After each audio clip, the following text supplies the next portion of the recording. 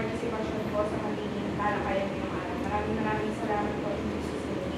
Amen. Maraming salamat, Aika. Ngayon, class, magandang umaga. Magandang umaga rin po. Bago kayo tuluyang magsiupo, ay makitingin muna ang ilalim ng inyong mga upuan kung may kalat. At kung wala naman, ay maaari na kayo umupo ng maayos. Sorry, may liban ba ngayong araw? Pinagagala ko pong sabihin ng nawala pong iba sa araw. Maraming salamat. Pinagagala ko rin na kompleto tayo ngayong araw. Ngayon, class, ipapaalala ko lang sa inyo na meron tayong panuntunan sa klase. Pakibasa mga class. Panuntunan sa klase. Panatilining malinis ang kapaligiran. Aktibong makilahok sa talakayan at gawain. Laging sundin ang panuntunan sa klase. Iwasan ang pag-iingay sa klase. Gawin ng tahimik ang mga gawain. Igalang ang guro at kamag-aral. Disiplina sa lahat ng oras. Malinaw ba ang ating panuntunan, class? Opo! Naway sundin nyo ang ating panuntunan. Class, noong nakaraang araw ay meron tayong tinalakay ng mga iba't ibang programa o inisyatibo na naglalayong solusyonan ang isyong pangkapaligiran. Ngayon, class, maaari ba kayong magbigay ng programa o inisyatibo na meron sa Pilipinas para sa maayos na kapaligiran? Louie? Wala po, ma'am. Wala po ako maisip. Green, ma'am. Rory? Uncompleted object or mga postal green object po pag sa mga malalapit sa postal green. Meron pa ba? Mary Jane? 320. And Geraldine? Waste segregation. Maraming salamat. Ang inyong mga kasagutan ay nangangahulugan na nauunawaan at naaalala yung ating aralin noong nakaraang araw. Ngayon, bago tayo tumungo sa ating panibagong gawain at panibagong aralin, ay magkakaroon muna tayo ng isang gawain na tatawagin natin. Ano ito? Pakibasa nga ng isa sa inyo ang ating panuto, class. Magpapatugtog ang guro ng isang musika para pumili ng tatlong sasagot. Ang pipili ay iaanalisa ng mabuti ang larawan na pinakita ng guro. Malinaw ba ang ating panuto, class? Oo! Ano, ay meron ako ditong bola na inyong gagamitin para pagpasapasahan at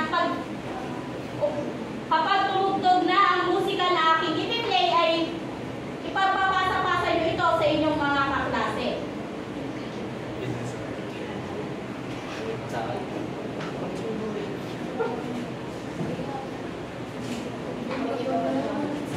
Wala akong magpapala.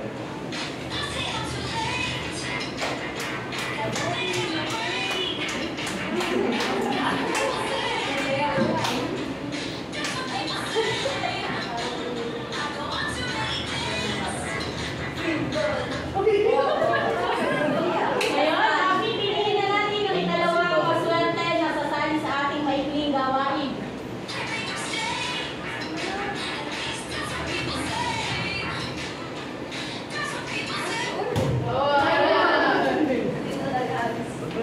At para naman sa ikatlo, Para maliit.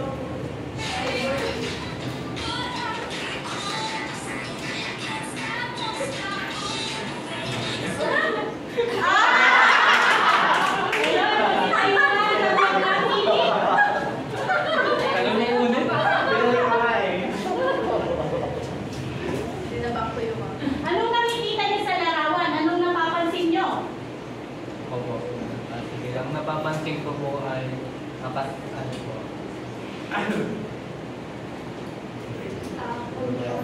Pollution? Natural disaster? Deforestation po. Ngayon, ano naman kaya ang dahilan bakit ito nangyayari? Gawa po ng tao. Gawa ng tao? Basura. Basura? Maraming mga tao. Maraming salamat. Maaari na kayo magsiupo. Ang inyong mga kasagutan ay tama dahil ito nga ay pollution, natural disaster. Ngayon, base sa larawan na aking pinakita, ano kaya ang connection nito sa ating aralin ngayong araw? Rory? Ano po, ma'am? I think yung aralin po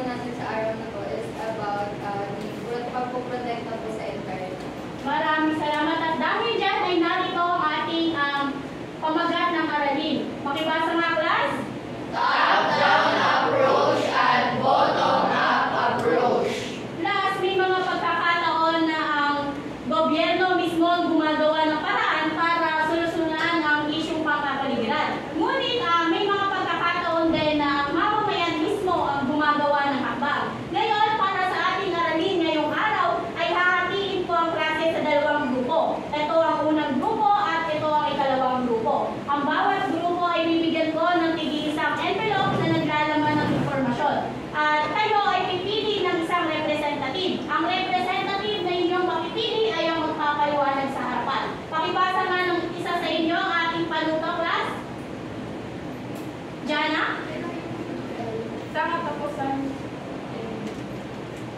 Ngunit bago tayo magsimula ay babasahin muna natin ang ating layunin.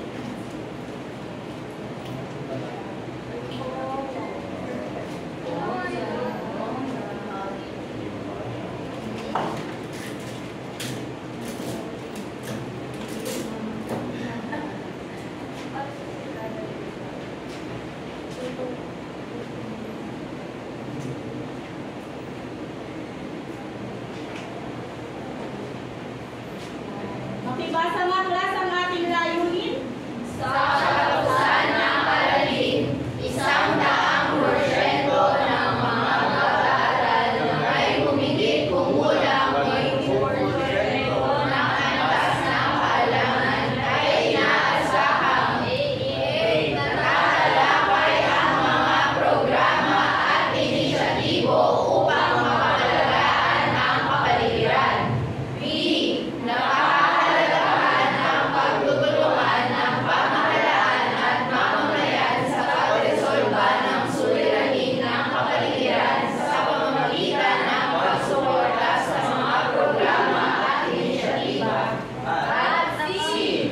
Nakabubuo ng isang maikling presentasyon kung saan naipapakita ang aplikasyon ng top-down approach at bottom-up approach sa isang isyong pangkapaligiran. Malinaw ba ang ating layunin, class? Opo! Ganon ay tutungo na tayo sa ating pangkatang gawain. Makibasa nga isa sa inyo ang ating panutot. Jana? Ang bawat grupo ay bibigyan ng paksa. Unang grupo, top-down approach. Pangalawang grupo, bottom-up approach. Ang bawat grupo ay bibigyan lamang ng 5 minuto para gawin ang pakatang gawain. Pagkatapos ng 5 minuto ay sisimulan ang presentasyon. Siguraduhin na malinaw ang pagpapahayag ng impormasyon. Malinaw ba ang ating panutot, class? Opo! Kung gano'n ay narito ang ating pamantayan. Ang ating pamantayan ay may nilalaman, kooperasyon at kaangkupan. At para sa ating pointing system, meron tayong 5 puntos para sa napakahusay, 4 na puntos para sa mahusay, at 3 puntos para sa katamtaman. At para sa 5 puntos, meron tayong kumpleto at makatotohanan ng nilalaman. Lahat ng miyembro ng grupo ay nakikilahok sa gawain. Tunay ang mga impormasyon na nabanggit. At para sa 4 na puntos, may 2 kulang sa nilalaman ngunit makatotohanan. May 2 miyembro sa grupo ay hindi nakikilahok sa gawain at hindi gaanong tunay ang impormasyon na nabanggit. Ngayon, para sa ating 3 puntos, may 3 o 4 na kulang sa nilalaman. May 3 o 4 na miyembro sa grupo ay hindi nakikilahok sa gawain at hindi tunay na ang impormasyon na nabanggit. Malinaw ba ang ating pamantayan, class? Kung gano'n ay maaari na kayo magsimula para sa ating gawain.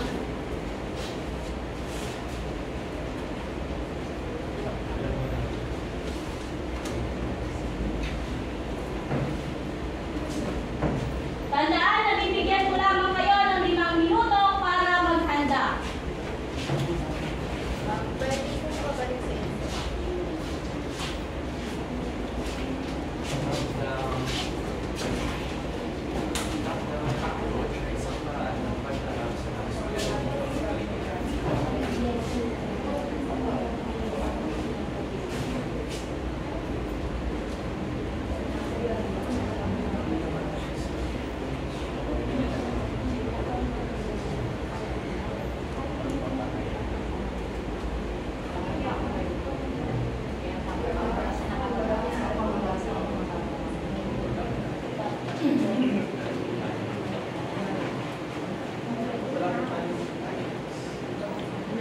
Wala na pong items. Non-items nila paper ba? Paliwanag lang po. Oo, maliwanag na. Gusto nyo, magsulat na lang kayo dito sa kartas.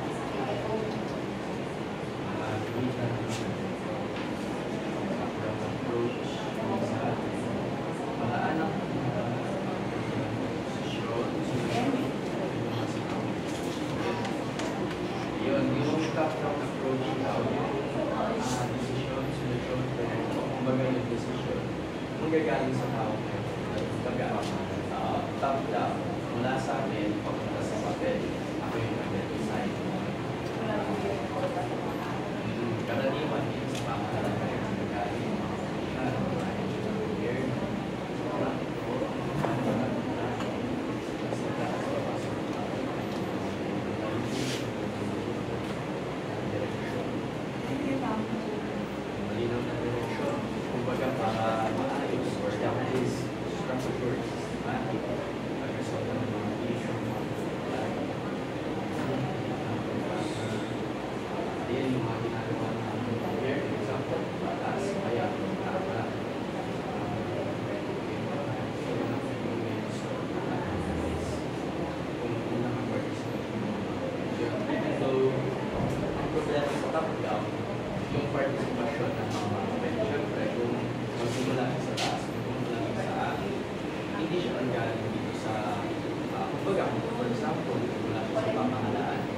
Pero mas hindi siya hindi willing ng mga tao. Gusto lang pa-participate. Mahina pa rin yung participation. Kaya mahalaga pa rin yung pagtulungan or yung pag-cooperate sa yung pagkuha from the bottom. Pero of course, tapos ito lang, mga halimbawa ng yung mga nagawa ng yung ecological. Last, meron na lang naman kayong 2 minuto para maghanda.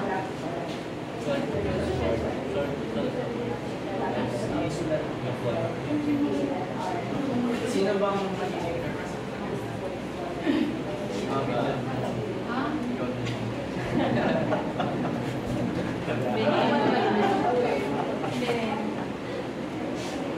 isa lang po yung representative naman. Kaya mo naman Amen. Sabihin ko lang naman itong hinay-light na dito. Yun lang po yung na-discuss. Yun, nadadula. Top down. Bakit po? Bagal. Top down yun. Pero isulan ko ba? Kasi kayo mong pamahalaan sa tao. Yan naman naman. Tapos down. Mamamayan.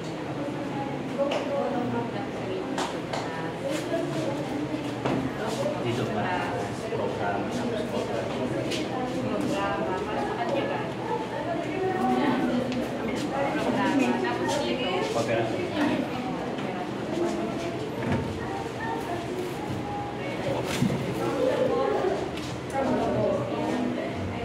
Kaya patayin ko sa mga Ito yung mga examples.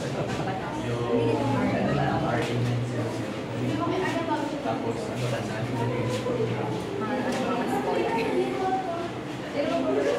Si Mami na magkasabi niya.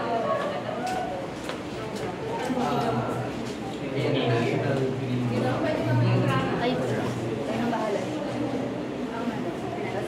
ang mali ang pinamamit.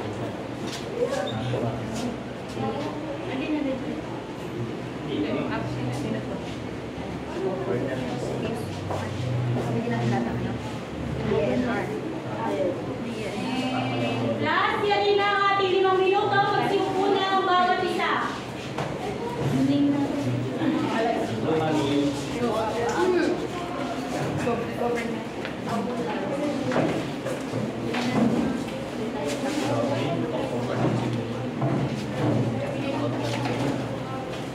Ngayon ay sisimulan na ng unang grupo ang kanilang presentasyon.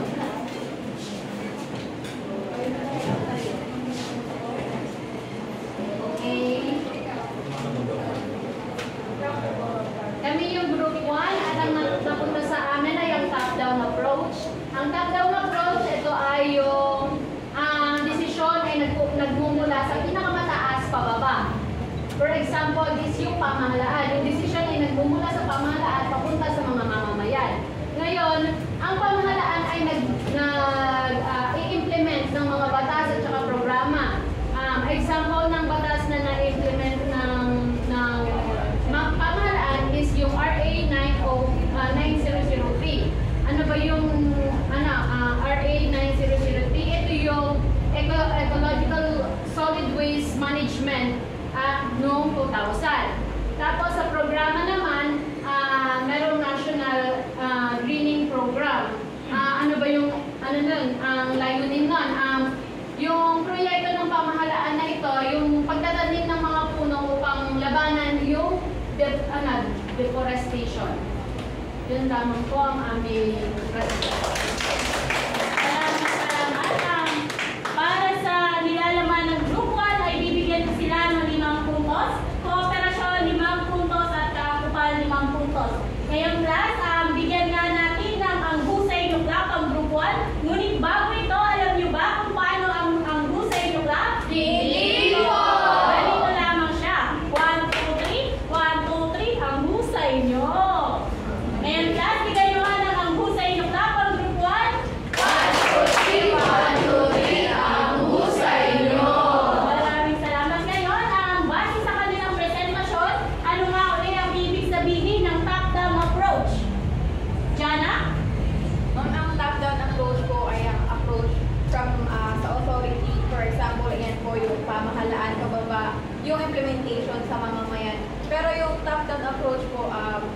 nalilimit siya kung walang cooperation yung mga mamamayan. Mahusay. Ano naman ang layunin nito? Aika?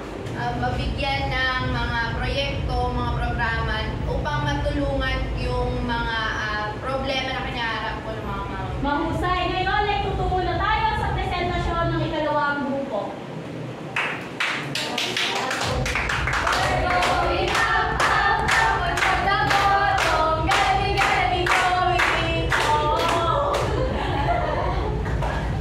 Okay, so para naman sa amin, napunta sa amin is bottom-up approach. So dito naman, merong isang problema, which is yung nag-initiative or yung nanghanap or nagbigay ng problema is di mamamayan. Kumbaga sa kanila nang gagaling kung ano ba talaga yung problema na meron sa lipunan. And then after that, gagawa sila ng initiatives and then itataas nila ito sa mga government or institution. Like for example, sa Bagak, yung mga scholar, ang ginawa nila is coastal cleanup kung saan they gathered information kung ano ba yung nila and then nakita nila yung dagat. So sa dagat, of course, need nila ng mga pondo. So itataas nila yun sa government, sa DNR, and then hanggang sa collective na yung participation ng bawat institution. So yun. Para sa nilalaman ng grupo, bibigyan sila ng 5 puntos. Kooperasyon 5 puntos at kaangkupan 5 puntos. Ang ngayon class, bigyan nyo nga ng ang husay na klapag group 2. 1, 2, 3, ang husay nyo. Maraming salamat class. Ngayon, base sa kanilang presentasyon, ano nga ulit ang ibig sabihin ng bottom-up approach? Aika? Yung bottom-up approach po, nagsisimula yung action sa mga mamamayan kasi sila yung may direct contact sa mga environmental problems na kung saan dinudulog nila po to sa mga mas mataas na institusyon tulad ng DNR or yung mga government LGUs para mas mabigyan ng angkop at legal na solusyon yung mga problema na hinaharap. Maraming salamat. Ngayon, para sa aking karagdagang katanungan, alin sa dalawang approach ang mas epektibo sa paglutas ng mga suliraning pangkapaligiran? Ipaliwanag. Rory? Yung upper po yung bottom-up approach. Kasi sa grassroots naman po talaga dapat nagmumula yung problema. Since sila po yung may direct contact dun sa mga issue po namin na makaharap po. Mahusay no? May mga katanungan pa ba kayo, class? Wala na po. Kung gano'n, ay tutungo na tayo sa ating panibagong gawain kung saan ang hatiin ko ang klase sa 3 grupo. Ito ang group 1, ito ang group 2, at sa group 1 kasama ito at ang group 3 ay ito. Ngayon class, ang bawat isa sa inyo ay iisip o gagawa ng isang isyong programa o inisyatibo na naglalayong solusyonan ng isyong pangkapaligiran. Paliwanag, makibasa nga ang panuto ng ating gawain. Julia? Hatiin ang klase sa 3 grupo. Bawat grupo ay mag-iisip at gagawa ng isang programa o inisyatibo na makakatulong sa paglutas sa isang isyong pangkapaligiran. Isaalang-alang ang mga sumusunod sa paggawa ng programa. Ano ang isyong pangkapaligiran na nais tugunan? Paano isasagawa ang ginawang programa o inisyatibo? Ano ang magiging benepisyo nito sa komunidad at kapaligiran? Ang bawat grupo ay bibigyan lamang ng 5 minuto para gawin ang pangkatang gawain. Pagkatapos, ihahanda ng bawat grupo ang presentasyon at ipapaliwanag sa klase ang ginawang programa o inisyatibo. Malinaw ba ang ating panuto class? Opo. Kung gano'n ay makibasa nga ng isa sa inyo ang ating pamantayan.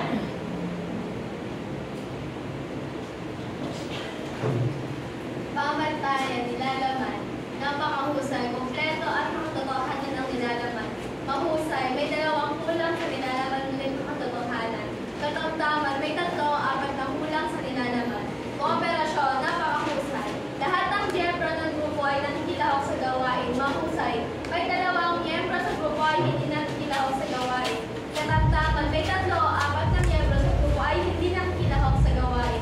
Kaangkupan, ang MOB ang ginawang programa o initiativos na napiling isyong pangkapaligiran. Mahusay, hindi gaano ang MOB ang ginawang programa o initiativos na napiling isyong pangkapaligiran. Katamtaman, hindi ang MOB ang ginawang programa o initiative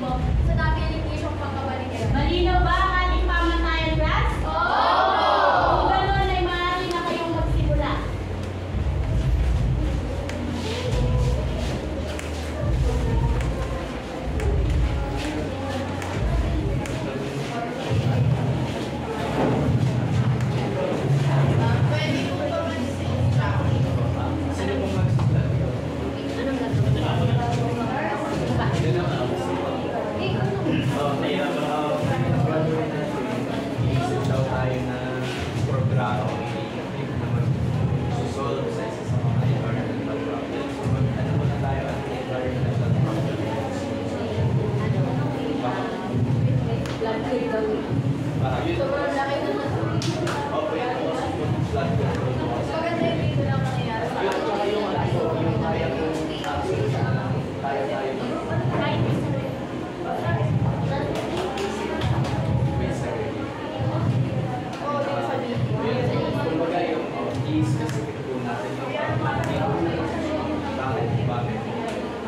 Kaya hindi na siya.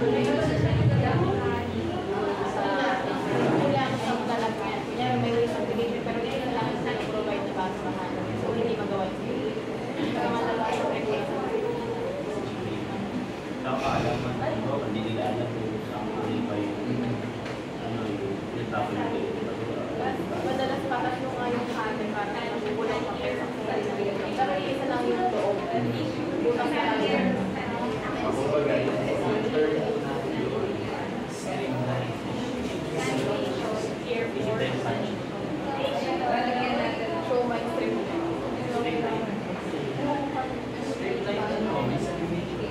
Kumbaga,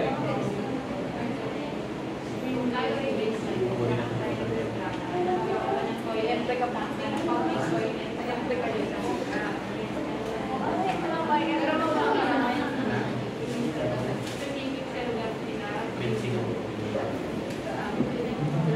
Hindi ko nagala siya.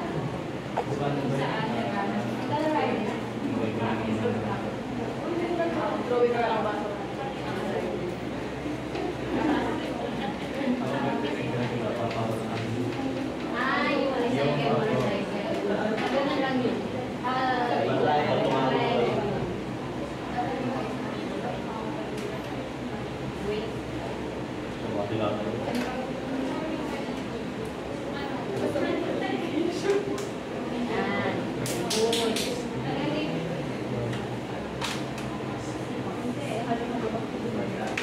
una, kailangan natin i-improve.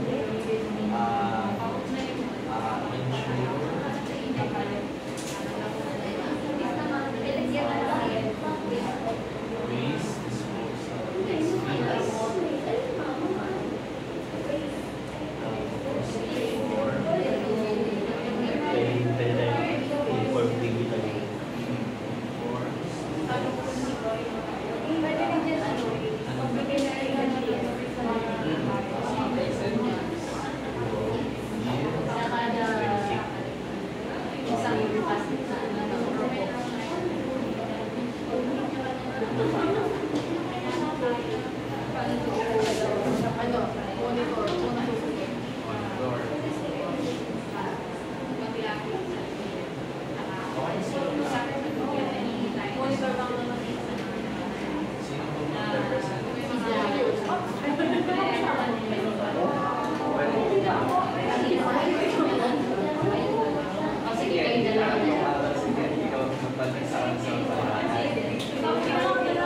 Nasaan yung ano?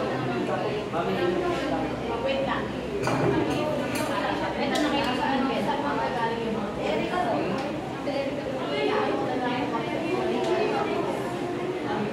Red pa nga yan. Pwede mo pa nang galing. Pwede mo pa lang gamitin yung red. Saan ang gagaling? Pwede naman parang Parang program ko. Kunyari yung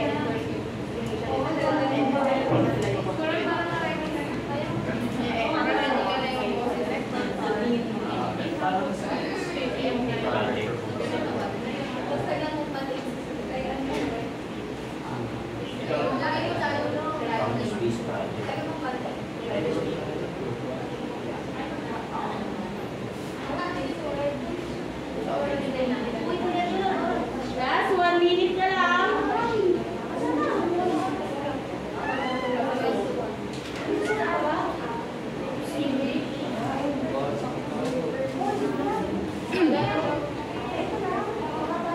kasi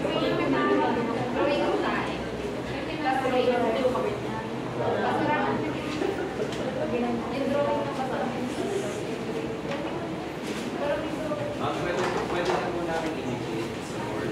Sige lang. Kailangan ko ng bodyguard yan. Tsaka dito. Kailangan ko ng bodyguard. Sabi mga tali. Dumulas eh.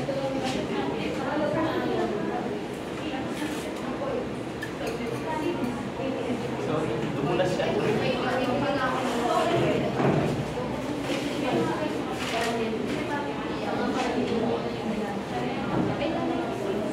Isa na lang yun.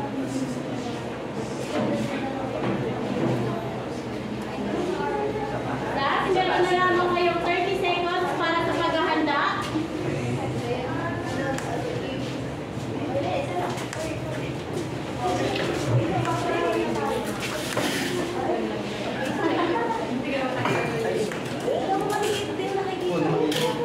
Wow, country. Tingnan mo, mapuno yung anak. May problema.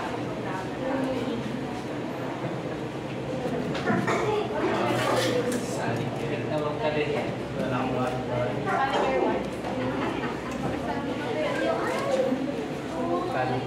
Last, umupo na ng maayos dahil sisimulan na ng unang grupo ang kanilang presentasyon.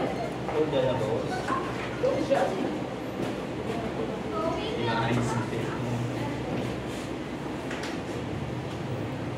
Para po sa group 1, ang naisip namin na ano pa yung problema, i-contextualize namin dito sa BC. So, maraming kalat, maraming basura ng kalat, at ang napili namin ay ang waste segregation. Paano namin ito isasagawa?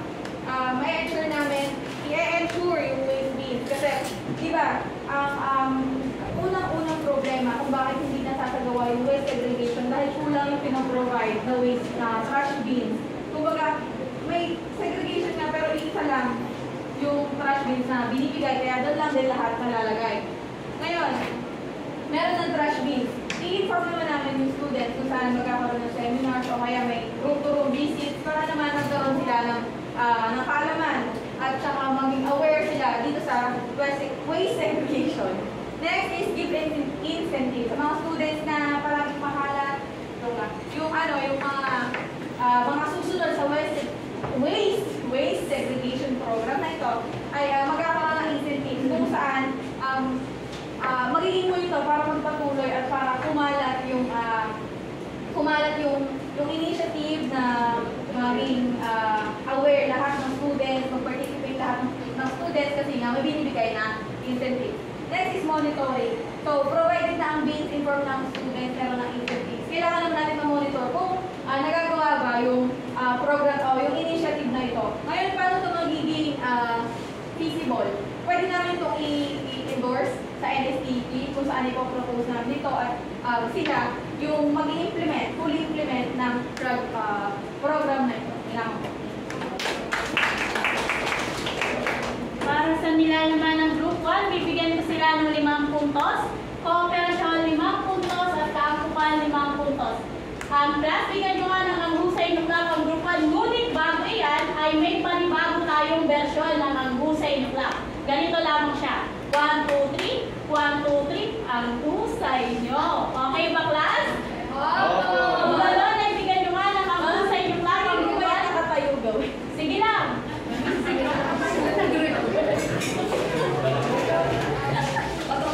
Okay, 1, 2, 3.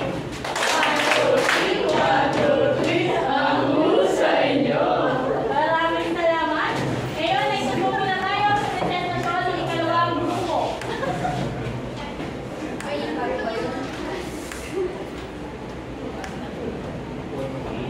So, good afternoon.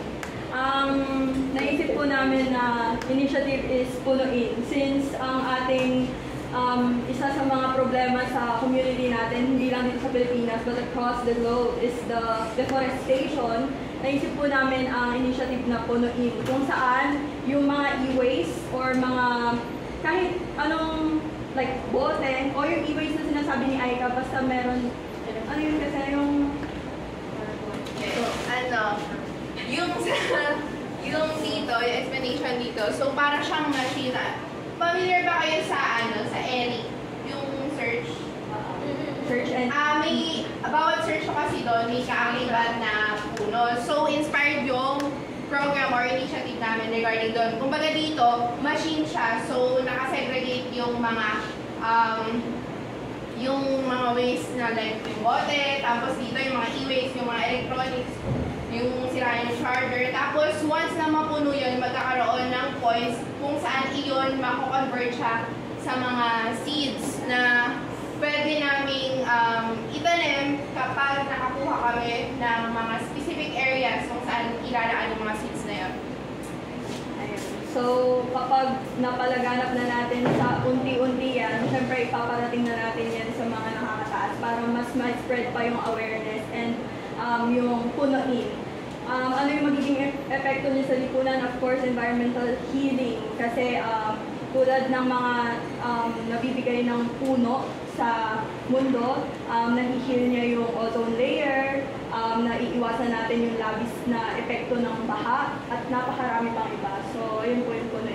Maraming salamat. Maraming salamat. Para sa nila naman ng group 2, bibigyan ko sila ng 5 puntos.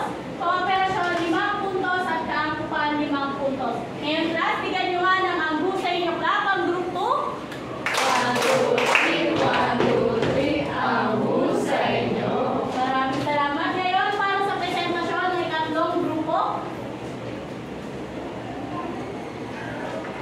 Pakita yun na po.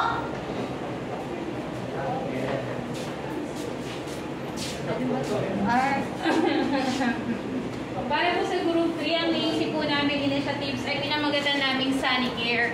Bakit po Sanicare? Contextualize po ng area ng Corani sa specific po sa lugar ni Juliana. Problema daw po doon ay sobrang dami ng Jebrox sa daan. At cause yun ng mga ng mga maliliit pang mga bata, tsaka yung siguro mga hayop na din. Tapos maraming kalat sa kanal and kung saan-saan. Sanicare po, ang aming programa ay naghahangad na magkaroon ng banyong pampubliko para sa mga walang kakayahan na magkaroon ng sarili nilang banyo. Tapos paano po namin to isasabuhay? Magiging makakatotohanan. Ilalapit po namin ito sa mga NGOs saka sa mga government na pwede po mag-sponsor sa dyan, sa kanya. Tapos, ayun po, paano siya makakatulong? So, yun nga po, magkakaroon ng mas malinis na sanitation yung mga bata, matututo sila kung paano gumamit nito. Tapos, pwede din po ito maging umpisa o stepping stone para sa iba pong mga NGO na gumawa po na dito. Maraming salamat. Para sa nilalaman ng Group 3, bibigyan ko sila ng 5 puntos. Kooperasyon 5 puntos at kaangkupan 5 puntos. Ngayon class, bigyan nyo nga ng ang husay nyo clap ang Group 3. 1, 2, 3, 1, 2, 3, ang husay nyo. Salamat. Kita nyo bilang isang mag-aaral o part-time ng mamayan ay kaya nyo nang umisip o gumawa ng isang programa o inisyatibo para masolusyonan ang isyong pangkapaligiran. May mga katanungan pa ba kayo class? Wala na po. Pagkatapos ng ating gawain, ang bawat isa sa inyo ay kumuha ng isang 1-cup sheet of paper para sa ating panibagong gawain. Natatawagin natin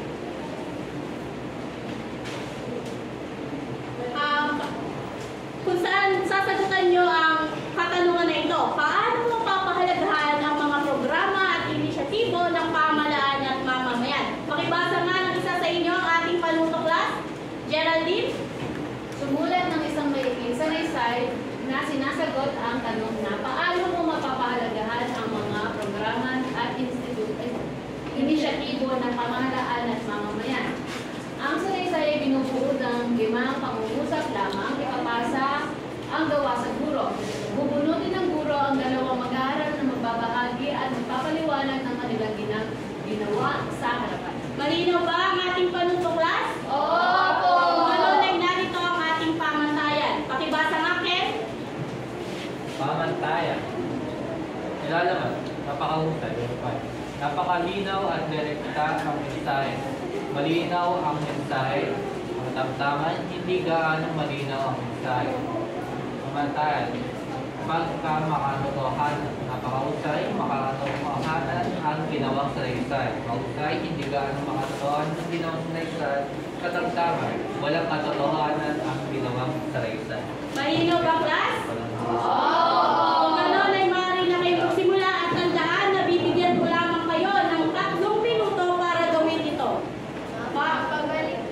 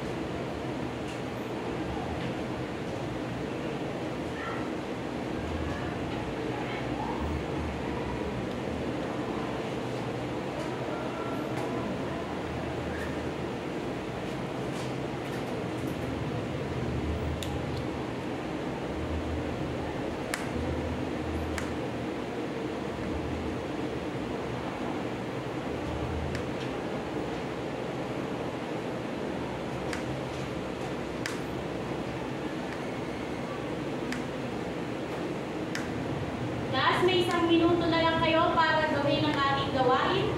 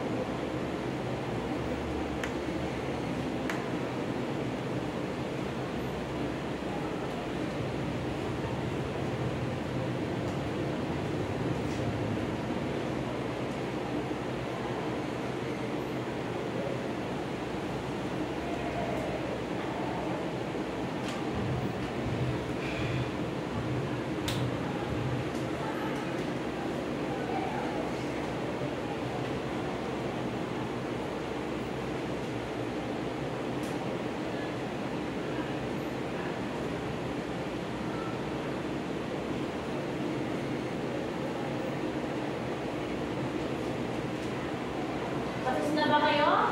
Oo. Kung gano'n ay makipasa na ito sa harapan.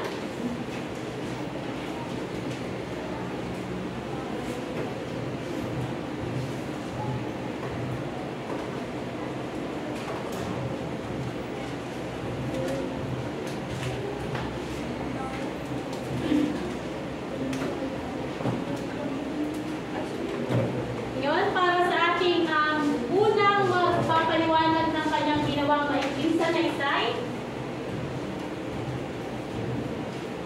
ay ka Bigotelo. Yung bigay ko na lang yung gist nitong ginawa kong pangungusap. So, yung ang pinaka main word dito sa binigay ko kung paano ko papahalagaan yung mga initiatives galing sa gobyerno, yung patuloy na pananaliksik at patuloy na pagtangkilik at patuloy na pagbabahagi ng mga initiatives. So, pananaliksik regarding dun sa mga programa, kung ano yung limitasyon nito, kung ano nga ba yung mga mamamayan na hindi pa kumbaga na nakahawakan yung mga programang ito para mas mabigyan ng kahit na estudyante makapagbigay ng suggestion or na makakapag-improve doon sa initiative or programa ng mga nasa taas. Patuloy na pagtangkilik, of course, para ma-achieve natin yung goal nung layo or yung goal nung programang binaba sa atin, kailangan natin tugunan yung responsibilidad natin bilang mamamayan, bilang estudyante para magkaroon ng, patuloy na pakikibahagi, magkaroon ng collective participation. Maraming salamat. Bilang isang mag-aaral nga, ay naipapahayag mo ang iyong pagpapahalaga sa programa at inisyatibo na meron ng pamahalaan at mamayan. At para naman sa ating ikalawang maswerte ay si Rory Aldrich. So, ayun, ako naman, bilang estudyante, mapapahalagahan ko yung mga inisyatibo ng pamahalaan is pakikiisa sa mga inisyatibo na yun. And then yung goal is of course to sustain the national environment na meron tayo for teaching. Masaya, no? Ang lahat sa inyo ay nakikita ko na naipapahayag nyo ang pagpapahalaga nyo para sa programa at inisyatibo ng pamahalaan at mamayan. May mga katanungan pa ba kayo, class? Wala na po. Kung ganun ay para malaan ko kung may natutunan talaga kayo ay ano nga ulit ang kahulugan ng top-down approach at bottom-up approach? Mary Jane? Pag sinabi pong top-down approach, mula po sa pamahalaan, pababa po sa mga mamamayan ang programa at inisyatibo. Pag naman po bottom-up approach, ang mismo mga mamamayan ang mamumuna sa inisyatibo at ito ay sasangguni sa pamahalaan ng sa gayon po ay magkaroon ng mas matibay po na programa. Mahusay, ano? Ngayon naman, ano ang natutunan niyo sa klase? Maaari bang magbigay ang tatlo sa inyo ng natutunan niyo sa klase? Hazel? Natutunan ko po na magkaroon tayo ng katulad ng sabi ay kabilang sa mamamayan, kailangan po natin maging active participant sa mga programa na binibigay ng pamahalaan or nagmula sa mga mababang mga organisasyon o mga tao para upang masolusyonan po natin ang Maraming salamat. Ngayon ikaw naman, Julius. Natutunan ko rin dahil ano sinabi ni Miss Aita or ni Aita kanina sa kanyang 5 sentences na ano yung 5 sentences? Sanaysay, no? Natutunan ko na dapat manaliksik din tayo, hindi lang tayo basta sumunod, no?